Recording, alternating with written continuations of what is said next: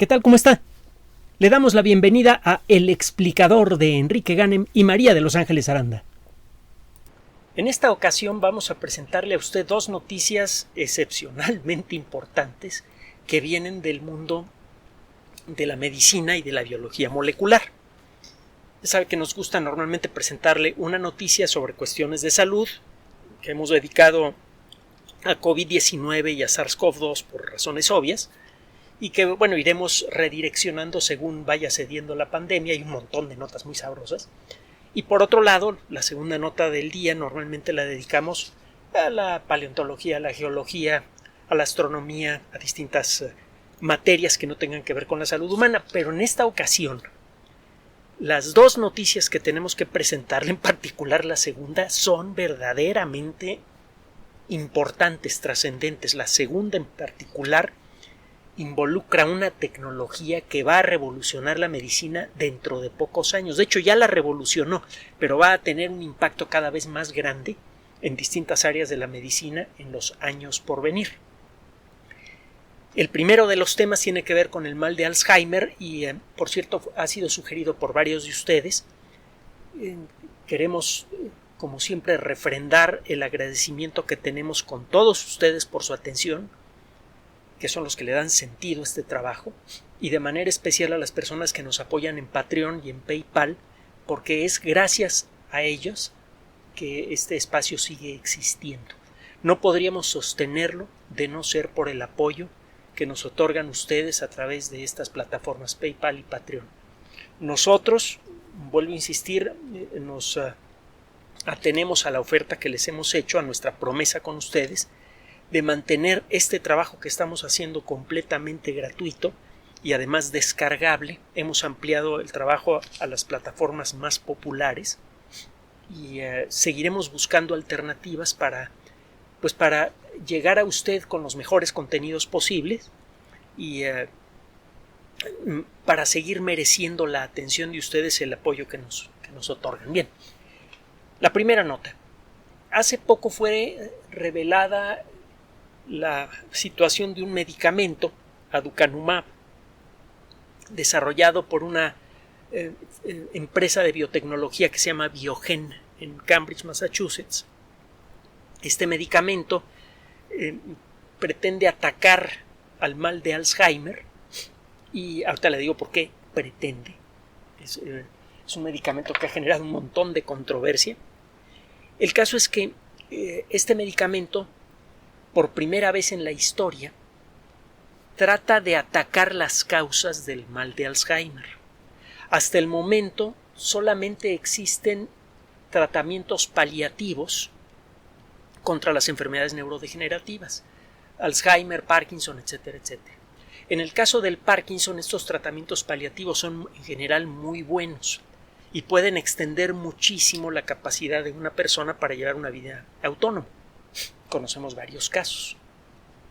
Le comentamos, por ejemplo, el caso de un investigador excepcional, una persona conocida en todo el mundo, el doctor Teófilo Herrera, que por más de un cuarto de siglo tuvo el mal de Parkinson controlado y siguió publicando y participando en congresos hasta casi los 100 años de edad.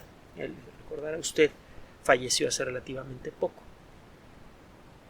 Contra el mal de Alzheimer no existen paliativos, existen tratamientos que reducen un poco los síntomas de la enfermedad y no funcionan de la misma manera para todos los pacientes. Por cierto, lo mismo pasa con Parkinson y otras enfermedades como la corea de Huntington. Estas enfermedades neurodegenerativas tienen esa característica. Los tratamientos que se tienen en este momento son paliativos y funcionan de manera diferente en cada paciente. No hay forma de predecir qué tan bien va a funcionar el tratamiento en cada persona. Bueno,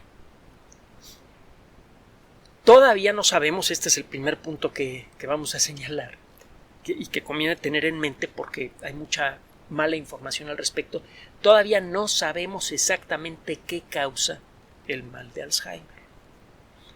Hay una cosa que se puede observar en las células afectadas del cerebro en las personas que tienen el mal de Alzheimer. Estas células están muriendo. sobre todo en la zona en donde guardamos nuestras memorias. Eso es lo que hace particularmente dura, cruel esta enfermedad, que le va borrando la memoria a una persona y con eso se va borrando la personalidad. El caso es que las células se están muriendo aparentemente porque comienzan a acumular proteínas inútiles. La maquinaria molecular de la célula, en particular la fábrica de proteínas, el retículo endoplásmico, está produciendo proteínas continuamente. Distintas proteínas en distintas cantidades según la célula pida. Las proteínas son moléculas que pueden tomar muchísimas formas diferentes. Hemos usado muchas veces el ejemplo de que las proteínas son como palabras hechas de letras moleculares que se llaman aminoácidos, y así como en el caso de nuestro idioma, el castellano, que puede usted hacer centenares de miles de palabras mezclando 28 letras, usted puede generar miles y miles de proteínas diferentes mezclando distintas cantidades y distintas proporciones de aminoácidos. En casi todos los seres vivos hay 20 aminoácidos diferentes. Hay un caso raro por allí donde hay un aminoácido adicional. Es una historia que narraremos en otra ocasión y que tiene que ver con el origen y evolución de la vida. Pero bueno, el caso es que estas proteínas, para realizar su función, no solamente deben tener la fórmula química correcta, sino la forma tridimensional correcta. Si estas proteínas se tuercen de la manera incorrecta, dejan de funcionar. Es un poco como una llave que está doblada. Tiene la fórmula química correcta, tiene además la posición correcta de los dientes de la llave, pero la llave no entra en la chapa, no entra en la cerradura. Bueno, en las células que tienen el mal de Alzheimer comienzan a aparecer unas manchitas, las placas amiloideas. Y cuando una célula se llena de estas placas, que son colecciones de proteínas inútiles que fueron fabricadas por el retículo endoplásmico, pero que por alguna razón se torcieron de la manera equivocada, pues la célula se muere, se satura con proteína inútil, la célula muere. Y además hay un fenómeno curioso. Parece ser que cuando una célula muere se revienta, se le empiezan a salir estas proteínas chuecas, y cuando estas proteínas chuecas se meten en las células cercanas, inducen la formación de más proteínas chuecas. Es un proceso que en cierto modo se va contagiando de célula en célula. Se cree que esa es la causa del Alzheimer. Es una teoría. Hay muchos médicos clínicos, médicos investigadores también que creen en la teoría amiloidea, pero hay otros que dicen que no, que los síntomas del Alzheimer y la muerte de las células se debe a otra cosa y que las placas amiloideas, la acumulación de estas proteínas chuecas que forman unas manchitas muy peculiares al microscopio, es consecuencia de la causa de la enfermedad y no la causa misma. Así que es por eso importante lo que le voy a decir. Lo que hizo el grupo de investigación de esta compañía de biotecnología, Biogen, fue desarrollar un anticuerpo fabricado a la medida para pegársele a las placas amiloideas. Y esto impide que estas placas vayan pasando de célula en célula. Una célula que ya está enferma no hay forma de quitárselas, pero cuando una célula revienta, esas proteínas chuecas empiezan a salirse y son interceptadas por estos anticuerpos. Eso impide o reduce mucho el efecto de contagio de una célula a otra. En pocas palabras, lo que hace este medicamento, aducanumab, es tratar de atacar la causa del Alzheimer y no solamente los síntomas. Esto en sí mismo es novedoso. Es la primera vez que se trata de atacar la causa de esta enfermedad de manera directa. Pero bueno, se han hecho algunas pruebas. Las primeras pruebas no fueron muy buenas, que digamos. Los resultados no fueron muy convincentes, pero la empresa aumentó la cantidad de datos que tenía disponibles sobre el efecto terapéutico del medicamento y analizó la información de una manera diferente a la forma en la que había sido analizada por otras empresas, por las autoridades de salud. Inicialmente se hace la prueba. La prueba, las autoridades de salud dicen, ¿sabes qué? va a la mitad tu prueba, pero los resultados intermedios que llevas son muy malos, deja de hacer la prueba, olvídalo, no sirve. La empresa reexaminó los datos, agregó algunos datos más que tenía de pruebas previas, entregó los datos y dijo, oye, mi medicamento funciona. El caso es que en la actualidad hay una cantidad enorme de personas que tienen el mal de Alzheimer en todo el mundo. Ya son varias decenas de millones de personas que son afectadas por el mal de Alzheimer en todo el planeta. Y esto tiene muchas consecuencias. Es una enfermedad terrible para el que la sufre y terrible para el que vive en contacto con alguien enfermo. Es muy desgastante esa enfermedad, que además puede arrastrarse por años. Y el caso es que el número de personas que tienen esta enfermedad está creciendo, el impacto social y humano de la enfermedad es devastador, y también el impacto económico. El impacto económico para las familias de los enfermos y el impacto económico para la sociedad en general, para los sistemas de salud. Entonces, como consecuencia de eso,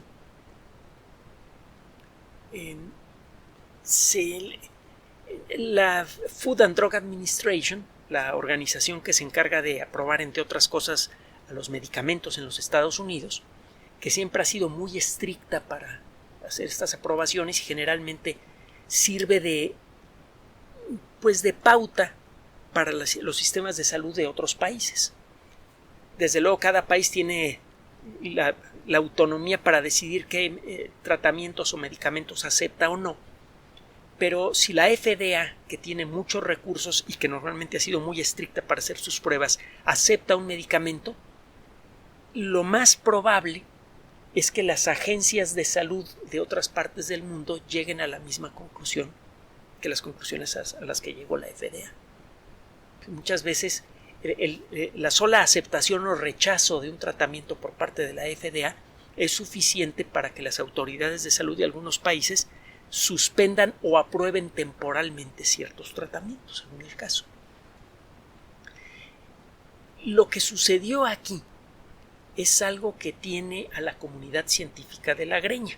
Pues, algunos dicen que estuvo bien la decisión, otros dicen que no.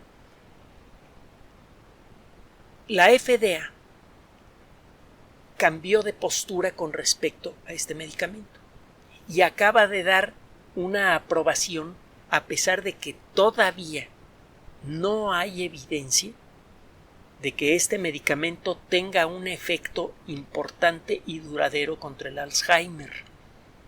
Así que algunos de ustedes nos preguntaron, probablemente como consecuencia de una preocupación personal o familiar, sobre este medicamento. Dicen que es una maravilla, que es fantástico, etcétera, etcétera. La tecnología ciertamente es muy avanzada, pero la realidad es que no sabemos cuál es la causa del Alzheimer, así que no sabemos si lo que está haciendo este medicamento realmente es útil o no. Eso por un lado. Y por otro lado, en lo que va de las pruebas de laboratorio y con gente enferma, no hay evidencia de que la gente mejore sustancialmente como consecuencia de la aplicación del medicamento.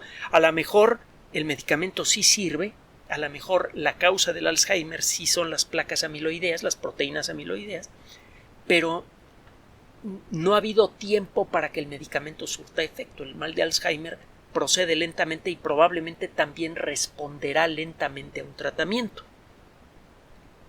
Entonces, esto que le voy a decir hay que tomárselo con cierto cuidado. De momento no hay evidencia clara de que produzca una mejoría sustancial, sostenida, importante y además de larga duración en personas que tienen el mal de Alzheimer. Entonces, ¿qué fue lo que hizo la FDA? Mira, nosotros en la FDA creemos que efectivamente el mal de Alzheimer es generado por estas proteínas en mal estado. Y tú estás demostrablemente atacando a esas proteínas, porque lo que sí se logró demostrar en este estudio es que este anticuerpo realmente reduce en mucho la posibilidad de que estas proteínas torcidas brinquen de una célula a otra y les vayan contagiando. Entonces, sí reduce en mucho la dispersión de la proteína amiloidea, de manera muy importante. Entonces la FDA dijo, mira, vamos a aprobar este medicamento de manera anticipada porque hay mucha gente que necesita el tratamiento con urgencia. Y de hecho hay cada vez más gente con Alzheimer. Lo vamos a aprobar porque creemos que hay una buena posibilidad de que funcione. Esto es una diferencia enorme con la forma en la que operaba la FDA hasta hace poco, que no aceptaba un tratamiento hasta que no demostrara más allá de toda duda que el medicamento tiene el efecto que se anuncia. Aquí se está, en pocas palabras, se está apostando. Quizá los dados están un poco cargados porque efectivamente hay muchos motivos para creer que las proteínas amiloideas tienen que ver con este fenómeno que le acabo de mencionar. Pero en la práctica, este medicamento y otros medicamentos que han producido un efecto similar no han generado beneficios cognitivos. Es decir, no han logrado reducir o incluso revertir los síntomas. Hay algunos estudios que sugieren que hay medicamentos de segundo uso que podrían servir para esto. Hace tiempo se hizo en animales una prueba muy interesante. Se tomaron animales a los que se les generó una forma artificial de Alzheimer, parece que eran perros, y se les dio de comer comida que tenía una cantidad importante de rapamicina. La rapamicina es un medicamento que sabemos que sirve para controlar el funcionamiento del sistema inmune. Puede producir una especie de sida artificial controlable y se le utiliza mucho en trasplantes para reducir en mucho la probabilidad de que una persona rechace el hígado que le acaban de poner, por ejemplo. Es un medicamento de uso delicado. Pues bien, en las pruebas con perros, los síntomas de degeneración del sistema nervioso se detuvieron y se revirtieron parcialmente. Los animales parecieron mejorar de esta forma de Alzheimer artificial. Pero de entonces para acá no se ha hablado mucho de la rapamicina como una terapia alternativa contra el Alzheimer. No hemos podido encontrar estudios claros que digan qué efecto pueda tener en seres humanos. No sabemos si ya se ha autorizado su uso en seres humanos para esta situación. Como es un medicamento cuyos efectos en seres humanos ya se conoce, el utilizarlo en segundo uso contra el Alzheimer es más fácil que el agarrar un medicamento nuevo como este de aquí, del que estamos hablando, y usarlo por primera vez en seres humanos. Hay que pasar por pruebas más estrictas. Pero bueno, le digo, hay varios medicamentos candidatos para tratamientos Alzheimer que al principio han prometido mucho y que incluso pueden reducir el nivel de proteína amiloidea, pero no han generado beneficios cognitivos. Y la cosa es que no existe de momento un buen motivo para creer que este medicamento realmente sea útil en la lucha contra Alzheimer. Aducanumab es una buena promesa, nada más. Así que el hecho de que haya sido aprobado no debe, en este caso particular, no debe generar demasiadas expectativas. Si usted tiene algún pariente con Alzheimer, por ejemplo, consulte desde luego con su médico, que siempre tendrá la última palabra con el neurólogo, pero lo que se discute, por ejemplo, en los editoriales de revistas como Nature, Science, en las revistas médicas como la revista de investigación clínica, el Journal of Clinical Investigation y ese tipo de revistas científicas, es ambiguo. Si la realidad es que la FDA por primera vez ha aprobado un medicamento como tratamiento válido sin tener evidencia suficiente de que funcione. Sí reduce la proteína amiloidea, pero hasta el momento no ha generado beneficios prácticos en los síntomas de Alzheimer. Esperemos, a lo mejor es cosa de tiempo para que los pacientes que están recibiendo este medicamento empiecen a mejorar. Ojalá y sea el caso. Ahora, viene la segunda nota. Esta nota sí es verdaderamente trascendente, muy importante. Hay muchos problemas de salud que tienen que ver con nuestros genes. La forma en la que reacciona el sistema inmune, la forma en la que se nos cae el cabello o no se nos cae el cabello, el funcionamiento, el rendimiento general del sistema circulatorio. Hay personas que son más propensas a ataques cardíacos, por ejemplo. Nuestra tendencia a ganar mucha masa corporal o no, la tendencia a engordar. Hay muchísimas cosas que afectan a nuestro aspecto y, más importante, a nuestra salud, que tienen que ver con nuestros genes. Y el problema es que hasta hace poco no se podía hacer nada con esta información. Se han llegado a detectar, por ejemplo, genes que predisponen de manera importante a las personas que lo tienen a enfermedades como el cáncer de seno, que por cierto también afecta a hombres, aunque no tanto como a mujeres, desde luego. Las personas que tienen un gene que le facilita mucho la aparición de cáncer pueden tomar medidas preventivas. Por ejemplo, las mujeres que tienen una estructura genómica que favorece mucho el desarrollo de cáncer pueden tomar la difícil decisión de hacerse una mastectomía total o parcial preventiva. Y un caso importante que se hizo muy público y que ha servido de ejemplo, que ha salvado muchas vidas, es el de una actriz, Angelina Jolie, que pasó precisamente por esta situación. Y gracias a eso, otras mujeres que estaban en la misma situación de altísimo riesgo de cáncer de seno tomaron la decisión de anticiparse a la enfermedad, y eso es muy probable que haya salvado muchas vidas. Pero bueno, eso no es lo que uno quiere hacer. Uno lo que quisiera hacer es corregir genes. Pero ¿cómo le hace uno? El cuerpo humano tiene 100 millones de células, más o menos. Casi todas tienen núcleo, excepto los glóbulos rojos, y en el núcleo de cada una de las células hay una copia completa de la información genética que nos dejaron nuestros padres. Así que el error genético que hay que corregir pues está por todos lados. Y además, los núcleos celulares miden 5 milésimas de milímetro o menos. Y adentro está súper enrollada una molécula que extendida tiene como 2 metros de largo. Es una molécula gigantesca, está hecha de miles y miles y miles y miles y miles de átomos. ¿Cómo encontrar en el interior de esta maraña ultra retorcida que es el ADN metido en el núcleo de una célula, cómo encontrar un cierto tramito de información genética, recortarlo e insertar una copia correcta de ese gene? ¿Cómo editar el genoma en una célula viva? Y no en una, sino en millones de células. Parece imposible.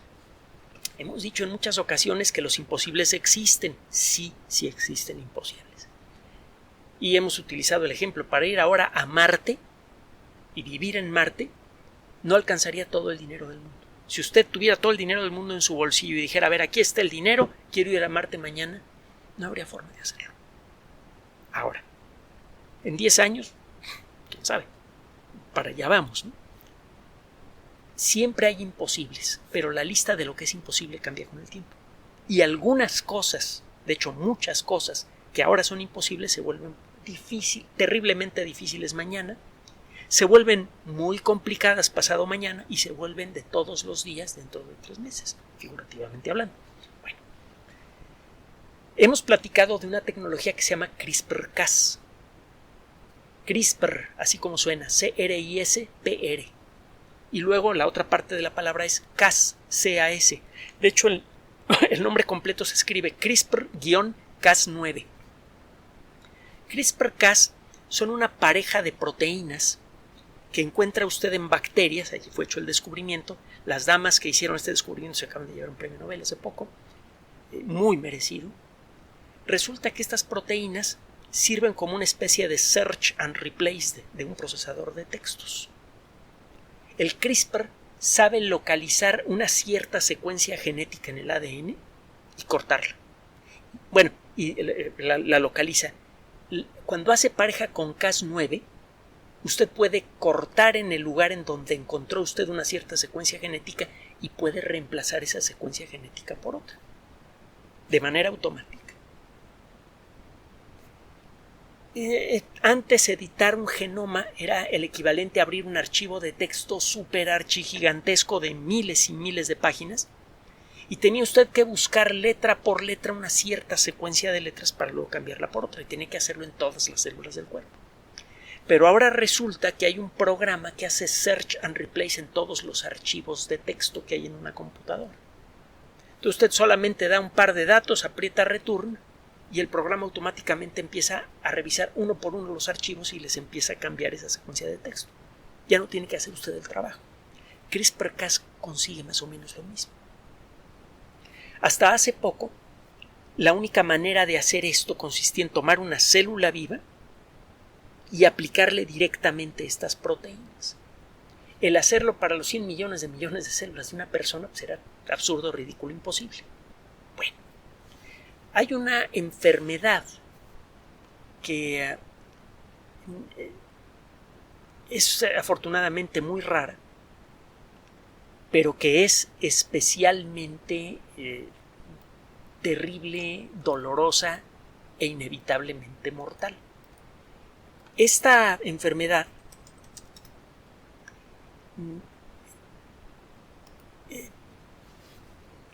involucra la producción de una proteína en mal estado.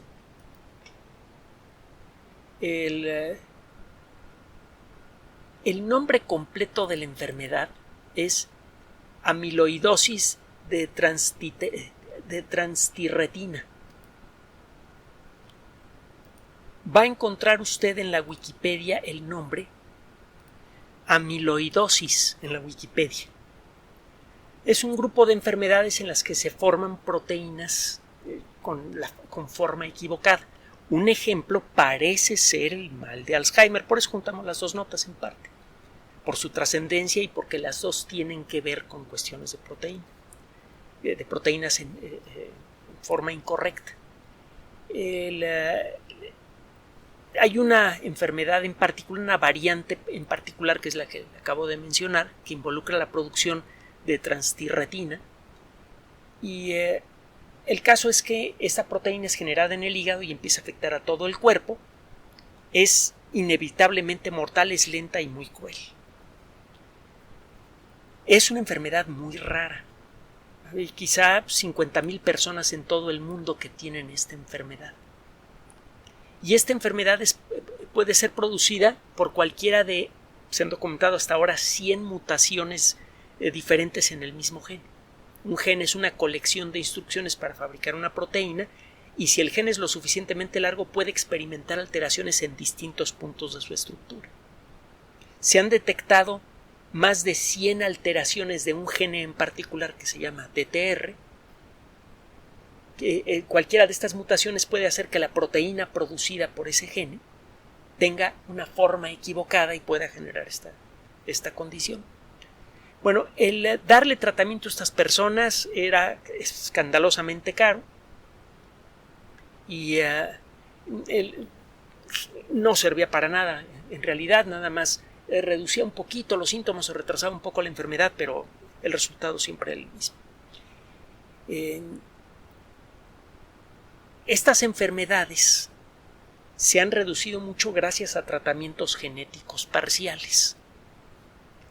Se desarrollaron medicamentos que bloquean al ARN mensajero que tiene la información apropiada para la producción de la proteína alterada. Acuérdese que en el núcleo se encuentran los genes, que son las instrucciones que sirven para fabricar proteínas. Esa información es fotocopiada del ADN que está en el núcleo a una molécula que se fabrica allí mismo que se llama ARN mensajero. Esta fotocopia en ARN mensajero pasa al exterior del núcleo, a una región que se llama retículo endoplásmico, en donde se fabrican las proteínas. Hay unos robots moleculares, los ribosomas van a leer la información del ARN mensajero y van a construir la proteína con las instrucciones que están allí. Si usted bloquea la salida del ARN mensajero o bloquea su funcionamiento, los ribosomas no pueden leerlo y no pueden fabricar proteína. Eso es lo que se hizo en el 2018 con 2 medicamentos que fueron aprobados por la FDA y pues sí, redujeron la producción de proteína en un 80% y esto ha prolongado la supervivencia de los pacientes. El problema es que este medicamento es muy caro, hay que tomarlo de por vida y no siempre funciona. Bueno, acaba de ser publicado un artículo en la revista de medicina de Nueva Inglaterra, The New England Journal of Medicine, una revista de la que hemos hablado mucho, que es realmente emocionante. Se toma una jeringa común y corriente, se le rellena de un líquido que tiene las proteínas CRISPR y Cas programadas para hacer una búsqueda y reemplazo, un search and replace, del gene equivocado que produce la proteína alterada, la transtirretina. En un experimento con seres humanos aprobado por las autoridades de salud, algunas personas se le dio una sola inyección con una dosis baja, otras personas se les dieron inyecciones con dosis cada vez más altas, y las personas que recibieron las dosis más altas, pues mire, usted puede medir el progreso de la enfermedad midiendo la concentración de la transtirretina en sangre. Va aumentando según progresa la enfermedad. Estas personas ya tenían la enfermedad bastante desarrollada. Les pusieron las dosis más elevadas de este medicamento experimental y la producción de transtirretina se derrumbó en un 87%. Todo parece indicar que este tratamiento va a ser bastante duradero. ¿Qué tan duradero? No se sabe exactamente. Depende cuáles células hayan recibido el tratamiento. Usted inyecta esto, este conjunto de proteínas empieza a circular por la sangre, se empieza a dispersar por el cuerpo y por accidente estas moléculas empiezan a entrar a distintas células. Si entran a una célula de la piel, pues no importa mucho porque allí no se produce transtirretina. Muchas de estas moléculas se van a perder corrigiendo el genoma de células que nunca utilizan ese gene para funcionar, así que nunca producen la proteína cucha. Pero si usted inyecta suficiente medicamento, las células del cuerpo, las células del hígado en particular, que son las responsables de producir la transtirretina en mal estado, van a recibir el medicamento, se van a meter estas proteínas en el interior de la célula, van a llegar al núcleo y van a hacer su función. En el momento en el que toquen a la molécula de ADN van a comenzar a leerla y cuando encuentran el tramo que tiene el gene malo, lo cortan y lo reemplazan por un pedacito que ellas llevan. Está usted metiendo 2 proteínas y un trozo de ADN. En pocas palabras. Este paquete molecular se repite por millones y millones en la jeringa. Cada uno de estos paquetes es ultramicroscópico. Circulan por la sangre y algunos de ellos llegan a las células correctas, a las células del hígado, y les corrigen el material genético. La corrección se hace a nivel de material genético. El material genético malo se vuelve material genético bueno. No se sabe si estas células van a ser de larga duración o son células que viven poco tiempo, se van a morir, va a empezar a regresar la transtirretina y va a ser necesario repetir la inyección. Pero en cualquier caso este tratamiento es mucho más barato que otros. Existe la posibilidad de hacerlo muy duradero si se encuentra la manera de asegurar que la mayor parte de las células del hígado reciben esta corrección genética.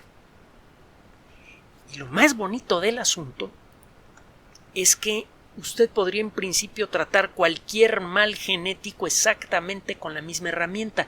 Lo único que tendría que hacer es cambiar las instrucciones genéticas que hay que buscar y cambiar. El mecanismo de search and replace, el mecanismo de búsqueda y cambio, funciona igual, no importa de qué gene se trate.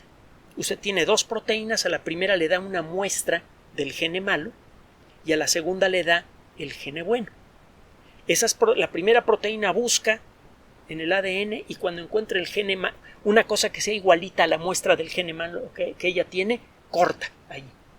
Y la otra proteína ve el lugar en donde se hizo el corte y reemplaza con lo que ella tiene. Si usted quiere curar otra enfermedad genética, nada más le cambia el trozo de ADN que codifica el ADN malo que quiere quitar y a la otra proteína le da el trozo de ADN bueno que quiera poner.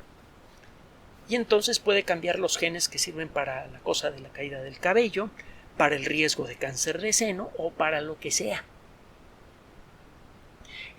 Esta es la primera prueba importante que se hace de esta tecnología. Se habían hecho pruebas en ratones, dos otras pruebitas en seres humanos muy limitadas, pero esta primera prueba de edición, de corrección genética en seres humanos, es por el momento altamente exitosa, por el momento. Vamos a ver qué tan duradera es.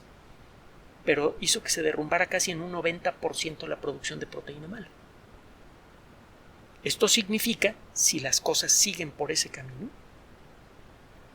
que muy probablemente en pocos años vamos a tener la manera de corregir genes malos. Si ese es el caso, vamos quizá a eliminar casi todas las formas de cáncer antes que se presenten. Prácticamente todos los problemas genéticos de todo tipo, y muy probablemente vamos a poder hacer incluso cirugías estéticas casi perfectas. Porque como ya estamos empezando a entender las causas del envejecimiento y adivinamos que muchas de esas causas están en el ADN, una corrección genética podría quizá extendernos al doble el promedio de vida o más. Estas son las posibilidades que se abren frente a nosotros. Todavía son muy vagas, están muy a la distancia y quién sabe cuáles de ellas se harán realidad. Primero vamos a ver cómo funciona esta técnica y si se puede depurar. Pero hay muchos motivos para creer que sí se puede depurar. También hay muchos motivos para creer, que sí funcionó en este caso. Es algo realmente importante lo que se está reportando en la revista de medicina de Nueva Inglaterra y que puede tener unas consecuencias sociales enormes. Simplemente piense lo que implicará en términos económicos y sociales el contar con la posibilidad de extender al doble la vida humana.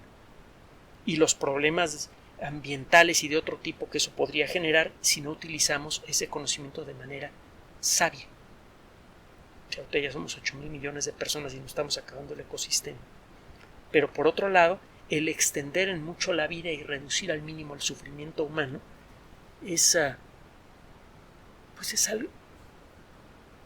de lo mejor que puede ofrecer la ciencia. Si la sociedad no sabe utilizar ese regalo con inteligencia es otro boleto, pero es de lo mejor que nos puede dar la ciencia. Estamos en vías de poder corregir genes en nuestro propio cuerpo sin nada más sofisticado que unas cuantas inyecciones. Es un notición. Total, esperamos que estos temas sean de su agrado. Por favor, mantenga el contacto con nosotros. Ya sabe que de alguna manera, aunque nos tardemos un poquito, pero siempre tratamos de traer a estos micrófonos los temas que son de su preferencia. Gracias por su atención. Además de nuestro sitio electrónico www.alexplicador.net, por sugerencia suya tenemos abierto un espacio en Patreon, El Explicador Enrique Ganem, y en PayPal, elexplicadorpatrocinio@gmail.com, por los que gracias a su apoyo sostenemos este espacio. Puede usted descargar gratuitamente estos audios en formato MP3 en Spotify y en iTunes como El Explicador Sitio Oficial y en SoundCloud como El Explicador, y con formato de video en YouTube en El Explicador Sitio Oficial. Recuerde nuestras redes sociales de siempre, Twitter Enrique-Ganem y en Facebook Enrique Ganem Sitio Oficial, El Explicador y los grupos que usted ya conoce. Finalmente, El Explicador siempre somos María de Los Ángeles Aranda y Enrique Ganem. Gracias.